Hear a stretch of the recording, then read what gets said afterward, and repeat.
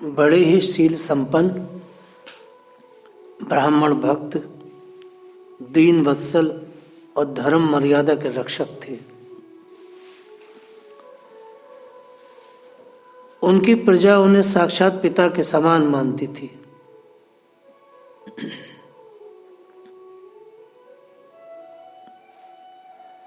इस तरह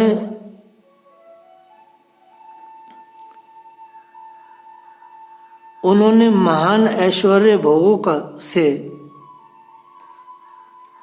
पुण्य का और भोगों के त्याग पूर्वक यज्ञादि कर्मों के अनुष्ठान से पाप का क्षय करते हुए 36,000 वर्ष तक पृथ्वी का शासन किया। आप फिर सुने। उन्होंने तरह तरह के ऐश्वर्य भोग से, आचार्य सुखदेव कह रहे हैं तरह तरह के भोग से, अभी मैं इसकी व्याख्या करूंगा, अपने पुण्यों का, तरह तरह के ऐश्वर्य भोग से पुण्यों का और भोगों के त्याग पूर्वक यज्ञ आदि कर्मों के अनुष्ठान से पाप का क्षय किया। संसार का पाप हो या पुण्य हो, उसे भोगना पड़ता है, आप बच नहीं सकते। ये जो महात्मा लोग बड़े बड़े विरक्त होते हैं और ये जल पीकर वायु पीकर जीवन जीते हैं और केवल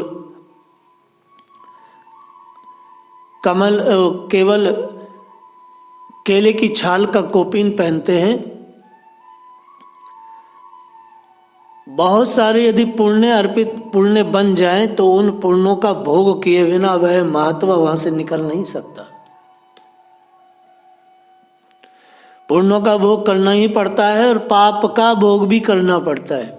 लेकिन ध्रुव जी के लिए कहा गया, उन्होंने तरह तरह के ऐश्वर्य भोग से पुण्यों का, तरह तरह के ऐश्वर्य भोग भिन्न भिन्न प्रकार के होते हैं, जैसे अपनी पत्नियों के साथ रमण करना, अपने बालकों का आनंद लेना और भिन्न भिन्न सकाम कर्म करना, वह सब पुण्यों का भोग माना जाता है। जीव मात्र के लिए काम करना, अन्न क्षेत्र चलाना, औषधालय बनाना व औषधियों का वितरण करना, यह सारे के सारे कार्य ये पुण्यों का, ये जो पुण्य मिले हैं उनका भोग करना होता है और इनसे फिर पुण्य बनता है। आप समझ लीजिए बात को। तो इनको उन्होंने यज्ञ आदि से, इनसे कई बार पाप भी बनते हैं, पुण्य भोगने से पाप भी बनता है। तो पुण्य भोग से पाप बना तो उसको उन्होंने बड़े बड़े विशाल भगवान के संतुष्टि के लिए यज्ञ करके उनका विच्छेद किया और कर्मों के अनुष्ठान से पाप का क्षय करते हुए 36,000 वर्ष तक राज किया। जितेंद्रिय महात्मा ध्रुव ने इसी तरह अर्थ धर्म काम के संपादन में बहुत से वर्ष बिताकर अपने पुत्र उत्कल को राज्य सिंहासन सौंप दिया। क्यों सौंपा? उन्होंने हृदय से ये माना सारा प्रपंच है, ये अनुक्षेत्र चलाना, ये औषधालय खोलना, ये कॉलेज बनाना, ये सड़कें बनाना, ये मैंने पूरी सजावट की है विराट प्रभु की। साधारण लोग अगर कुछ काम करते हैं तो विंदा उसमें आसक्त हो जाते हैं, तत्व तो उनके पास होता नहीं। आहा देखो क्या किया है, लेकिन ये सारे कार्य करने हैं, इनसे उपरांत कैसे हो भाई? सारे कार्य करते हुए अंत में क्या किया ध्रुव जी ने? भगवान कृपा से उसको प्रपंच माना, उसे सत्य नहीं माना। जगत मिथ्या बोला गया है, उसको प्रपंच माना और प्रपंच मानते, और प्रपंच क्या माना? देखिए क्या प्रपंच माना, व्याख्या कर रहे हैं सुखदेव जी। मैं बिल्कुल शास्त्र के शब्दों का मुझे बहुत रुचि है इसमें बोलने में, और परम पूज्य जब महाराज श्री मेरे अंदर आते हैं तो मैं शास्त्र का एक शब्द का अवलोकन, मतलब कि आवर्ती करता हूँ, और पानी नहीं मिला था, पर्याप्त है ये बहुत। उन्होंने अविद्या रचित स्वप्न, क्योंकि ये सब अविद्या है, और गंधर्व नगर के समान, गंधर्व को नगर बहुत सुंदर होते हैं, बहुत सुंदर होते हैं। माय दानव कौन है? गंधर्व ही है ना, तो दिल्ली बहुत सुंदर क्यों है? गंधर्व की बनाई है। कल्पित मानकर शरीर, स्त्री, पुत्र, मित्र, सेना, भरा पूरा खजाना, जाना ने महल, सुर में विहार भूमि और समुद्र पर्यंत भूमंडल का राज्य जो था, पता उसको क्या माना उन्होंने? उन्होंने उसे माना सभी काल के गाल में पड़े हुए हैं, ये सब मरने वाले, नष्ट होने वाले, खत्म होने वाले, मुझे क्या करना है? लेकिन सवाल यह है कि शुरू में सब कुछ करना पड़ता है जगत के लिए, आप उससे अपने कर्मों से बच नहीं सकते। बद्री का आश्रम आ गए। यहां पर एक बहुत ही महत्वपूर्ण, जो मैं पूरे जन्म से कह रहा हूं, पिछले 12-14 सालों में तो ज़्यादा बोल रहा हूं, जो रिसर्च है मेरे पूरे जन्म जीवन की, जन्म जन्मांतर का यही रुचि रही है। बद्री का आश्रम में आए तो उन्होंने यहां एक काम किया। देखिए, मंदिर और मूर्ति, कीर्तन, यज्ञ इत्यादि, ये सब मैं कहता हूं और मैंने किया भी है और आप लोग भी कर रहे हैं। अंत में यह सारे साधन हट जाते हैं, लेकिन प्रारंभिक अवस्था में यह साधन आवश्यक है, इनका खंडन नहीं है। ध्रुव जी ने वह सब विधि भक्ति की है, भगवान की प्राप्ति के बाद भी वह हमेशा जीवन में वो सब विधि भक्ति करते रहे हैं। भगवान के सुंदर सुंदर यज्ञ, भगवान के जो है उत्सव सब मनाए हैं उन्होंने। लेकिन अब क्या कर रहे हैं? आचार्य सुखदेव कहते हैं अब राजन एक बहुत, जो मैंने पहले कहा था राजन, वो अभी यहाँ कर रहे हैं। आपने मुझसे पूछा था ना कि मरणासन व्यक्ति के लिए क्या करना चाहिए, तो राजन मैंने बता दिया था, तस्मात् सर्वेषु भूतेषु। यही वो बात कह रहे हैं। क्या उन्होंने क्या किया? तस्याम विशुद्ध करना शिव विवाहग्ध्या वद आश्रम जित मरुम मनम सा हत्याक्ष। कहने का अर्थ यह है, उन्होंने क्या किया? उन्होंने बद्री का आश्रम में आके पवित्र जल में स्नान किया, अपनी इंद्रियों को विशुद्ध शांत किया। विशुद्ध इंद्रियां थी उनकी, भगवान में थी, और पहले से भगवान के अभ्यास में थी, उनको शांत किया। और क्या किया? शांत होकर के वह आसन पर बैठ गए, स्थिरचित आसन बनाया एकदम, और बैठ गए। और क्या किया? प्राणायाम द्वारा वायु को वश में किया। जित आसनो जित श्वासो। तदंतर मन के द्वारा इंद्रियों को बाह्य विषयों से हटाकर और मन को भगवान के स्थूल विराट स्वरूप में स्थित कर दिया।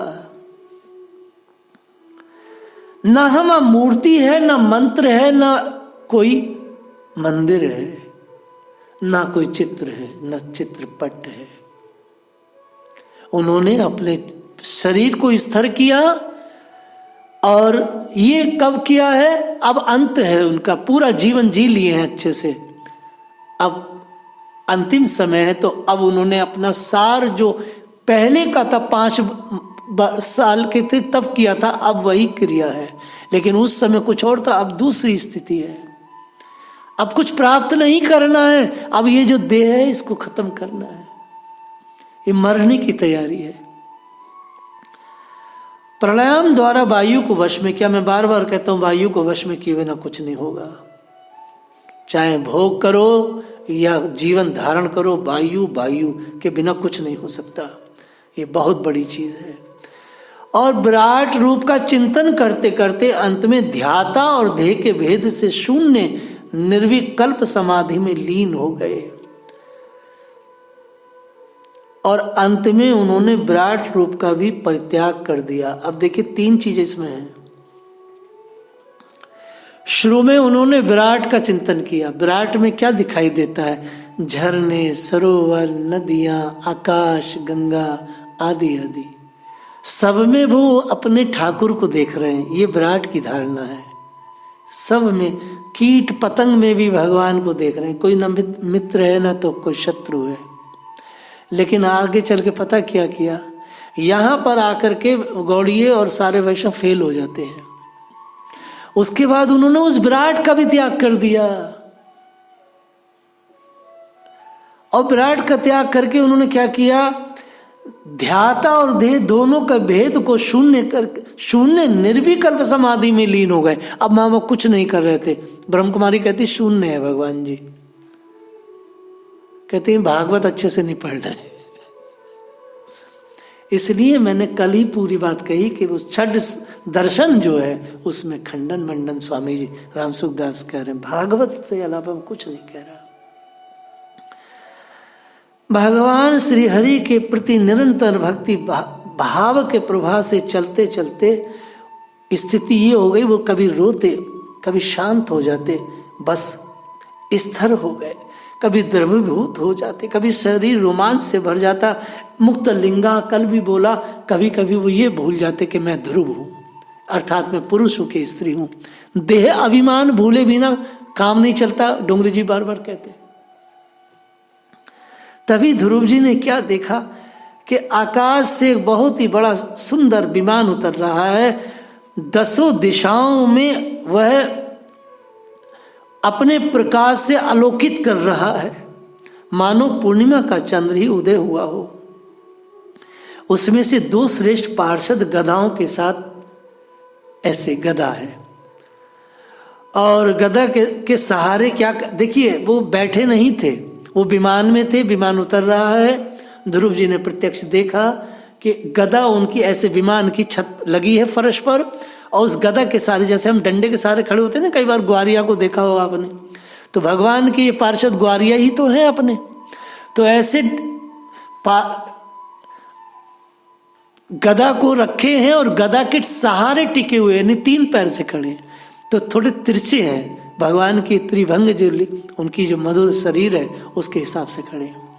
और ध्रुव जी ने दोनों को देखा, दोनों बड़े मधुर, बड़े सुंदर, बड़े सुंदर। और छवि को देखा ध्रुव जी ने, उनकी 4 भुजाएं थी, श्याम शरीर थे, किशोर अवस्था थी, अरुण कमल समान नेत्र थे। बहुत सारे 3 श्लोकों में उनका वर्णन है, मैं आगे चल रहा हूं।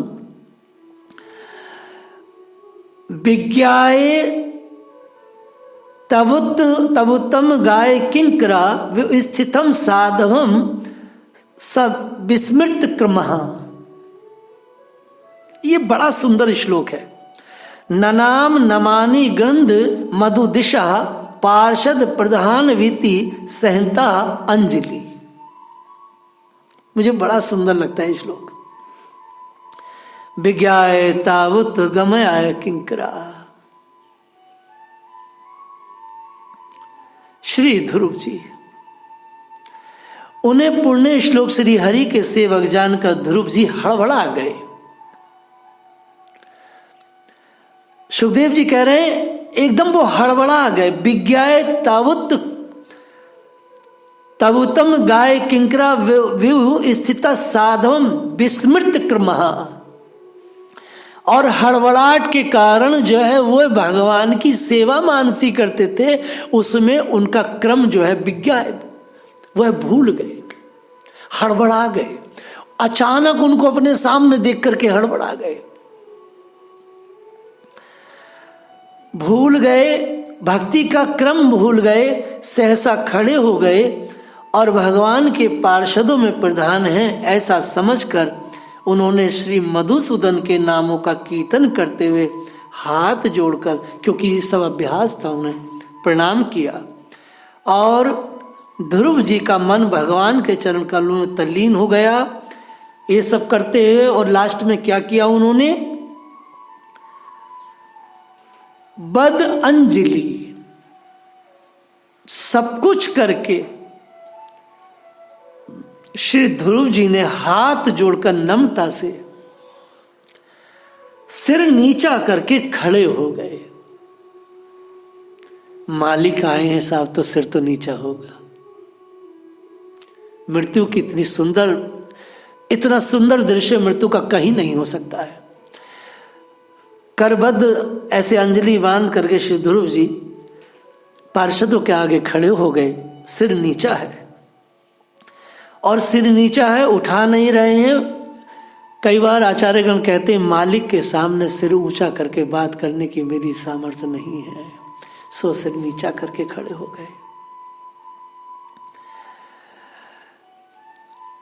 अरे वाह! तब श्री हरि के प्रिय पार्षद सुनंद नंद ने उनके पास आकर के उनके पास आकर के बड़े प्रेम से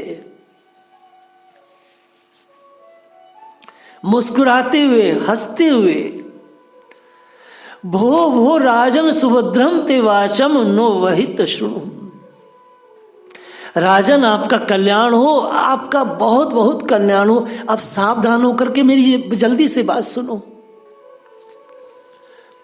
सावधान कह रहे, सावधान होकर मेरी बात सुनो। सुनंद नंद ने कहा सावधान होकर राजन मेरी बात सुनो। जब आप 5 साल के थे ना, तो आपने ठाकुर जी को पा लिया था, याद दिला रहे हैं। आपने निखिल जग नियंता शार्गपाणी भगवान विष्णु के को पा लिया था, और हम उन्हीं के सेवक हैं। आप हमें पहचान गए होंगे। हाँ हाँ, मैं आपके स्वरूप से पहचान गया हूं, आप तो हम मालिक के ही सेवक हैं। आपने अपनी भक्ति के प्रभाव से विष्णु लोक का अधिकार प्राप्त कर लिया है, जो औरों के लिए बहुत दुर्लभ है। यहां तक कि परम ज्ञानी सप्तऋषि भी वहां नहीं पहुंच सके हैं। वे नीचे से ही उसे देखते रहते, टुकुर टुकुर। वह कोई नहीं जा सकता। यहां तक कि आज तक आपके पूर्वज भी नहीं जा पाए हैं वहां तक। ये सब बातें कही। भगवान ने हमें आपको लेने भेजा है। और यही बात भीष्म जी ने भी कही थी, ठाकुर जी मैं काल का नौकर नहीं हूं, आपको मुझे लेना आना होगा। तो बाण गंगा पर कृष्ण भी भीष्म को लेने गए हैं। जैसे कहा कि आपको हम लेने आए, भगवान ने आपको बुलाया, ध्रुव जी बड़े आनंद में आए। कृता अभिषेक कृत नित्य मंगलो, सुखदेव जी कहते हैं कृता अभिषेक कृत नित्य मंगलो। राजन भक्ति का ऐसा व्यसन हो गया ध्रुव जी को कि उसके बिना वो रह नहीं पा रहे हैं। तो जब कहा कि हम लोग लेने आए, तो उन्होंने स्नान किया, संध्या वंदन किया। अब देखिए, संध्या वंदन करने की कोई आवश्यकता है? ठाकुर जी ने बुलाया, चल दो। लेकिन यहां पर आचार्य सुखदेव कह रहे कृताभिषेका और कृता नित्य मंगलो, जो नित्य का उनका सेवन था वह सेवा उन्होंने पूरी तरह की। और दोनों पार्षद टुकुर टुकुर खड़े खड़े ध्रुव जी के वो सारे क्रियाकलापों को देख रहे हैं। और ध्रुव जी को भगवान ने कह दिया, ध्रुव जी को बूढ़े नहीं है, ये अटेंशन होके सुन लो, क्योंकि भगवान ने कहा तुम बूढ़े नहीं होगे। यद्यपि ध्रुव जी हजारों वर्ष के हैं, लेकिन वो बूढ़े नहीं है, वो वैसे ही यौवन से भरपूर हैं। और वो ऐसे नहीं थे को लाठी से चल रहे थे, बहुत बड़े बाबा हैं और पार्षद लोग देख रहे हैं। नहीं नहीं नहीं नहीं, ध्रुव जी तो यौवन से भरपूर हैं, भगवान का आशीर्वाद है। और यहाँ पर हमारे आचार्यगण कहते हैं कृत नित्य मंगलो, अगर आप सिद्ध भी हो जाते हैं तब भी आपको अपने साधन को नहीं छोड़ना है, आपको साधन करते रहना है। उन्होंने साधन किया और फिर क्या किया? मुनीन प्रणम्य शिशम भव्य वादयतः, उन्होंने बद्रिकाश्रम में रहने वाले मुनियों को प्रणाम किया, अर्थात उनसे आज्ञा ली। ठाकुर जी ने भेजो है विमान, महाराज आपकी आज्ञा हो गुरु जी तो जाए। सबने कहा हाँ महाराज आपकी बड़ी, सबने कहा राजन आप बड़े भाग्यशाली हैं, 5 साल की उम्र में आपने ठाकुर जी से सब कुछ करवा लिया था, सबको कन्फर्म है ये तो वहीं जाने वाले हैं, यतगत्वा निवर्तन्ते। ध्रुव जी उस विमान पर चढ़े। अब देखिए ध्रुव जी जब विमान पर चढ़ने जा रहे हैं तो विमान धरती से ऊंचा रहता है, पार्षद अपने पैर नहीं लगा सकते, ऊंचे रहते हैं। तब काल ने आके हाथ जोड़ा और काल ने कहा, बड़ा सुंदर श्लोक है और इसमें बड़ी सुंदर युक्ति दी जा रही है श्रीधर स्वामी के द्वारा। काल ने कहा महाराज जी प्रणाम कर रहा हूं आपको। काल ध्रुव जी को प्रणाम करके कहता है महाराज मेरी सामर्थ्य नहीं है कि मैं आपको छूं, और महाराज ये धरती का सेक्शन है, इसमें कोई मुझे बिना छुए या मैं उसे बिना छुए जाऊं तो मर्यादा भंग हो जाएगी महाराज। अब महाराज ऐसी व्यवस्था करो मर्यादा भी भंग ना हो महाराज, मेरी भी बात रह जाए और आपकी भी रह जाए। तो कहा गया है कि ध्रुव तो विमान की पहली, विमान का जो सीढ़ी है वहां पर उस काल ने अपना सिर झुका दिया और सीढ़ी पर पैर न रख के ध्रुव जी ने काल के सिर पर पैर रखकर विमान में चढ़ गए। तो काल महाराज ने कही महाराज अब आपने मुझे छुआ या मैंने आपको छुआ, आपकी बात भी रह गई और मेरी बात भी रह गई महाराज। और ध्रुव जी विमान में आरूढ़ हो गए। अभी बैठे ही थे, विमान चलने लगा। ध्रुव जी को मन में चिंता हुई। उनकी चिंता को नंद सुनंद ने एकदम से महसूस किया। महाराज आप माँ के लिए चिंता कर रहे हैं। हाँ मैं सोच रहा हूँ जिस महतारी के द्वारा मैंने भगवान को पाया है, क्या उस महतारी को मैं यहीं छोड़। बोले नहीं महाराज देखिए वो सामने जो विमान जा रहा है उसमें आपकी महतारी बैठी है, तो अब चलो भैया आप कछु भी लेनो देनो ना यहाँ। बोलिए ध्रुव नारायण भगवान की जय।